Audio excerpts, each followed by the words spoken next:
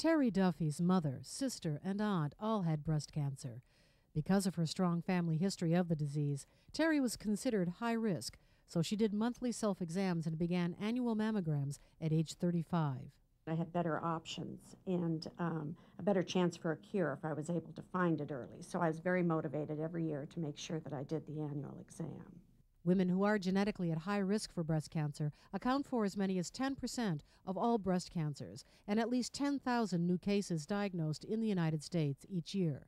Since breast cancer affects these high-risk women at a relatively younger age, they are typically advised to have a mammogram and physical examination every 6 to 12 months, beginning as young as age 25.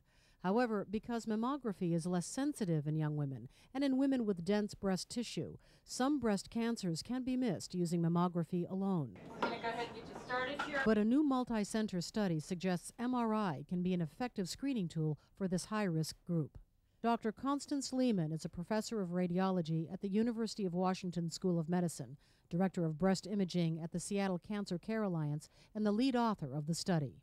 The key finding was, of all the imaging tools we have to date available to our high-risk women, MRI was clearly the most sensitive, the best at detecting cancer compared to either ultrasound or mammography.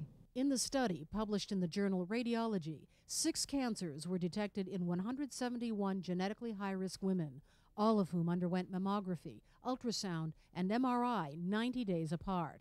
Mammography detected 2 of the cancers, ultrasound detected 1, MRI detected all 6. The study also found ultrasound had the highest false negative rate compared to MRI and mammography.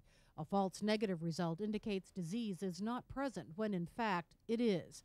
Researchers say the results of this study are important for women at high risk. However, they don't recommend MRI screening in women at average risk at this time. MRI is a very powerful tool, but it also has challenges. It's expensive, very expensive technology, and we can perform an MRI and see suspicious lesions that end up not being cancer.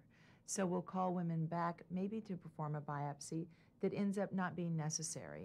At some point in the future, we may have a strategy where we can apply MRI screening to wider groups of women, but at this time, the data support it in a select group of women, these women at high risk. In Terry Duffy's case, neither mammography nor ultrasound detected a lump, but MRI screening did. After 2 types of cancers were diagnosed following a lumpectomy, Terry underwent a mastectomy and reconstructive surgery. I'm absolutely happy that I had the MRI. I feel like I did everything I could to catch that cancer as quickly as I could. Dr. Lehman says her study bolsters support for MRI as an effective complement to mammography in screening women at high risk for breast cancer. This is Diana Hunter-Jones.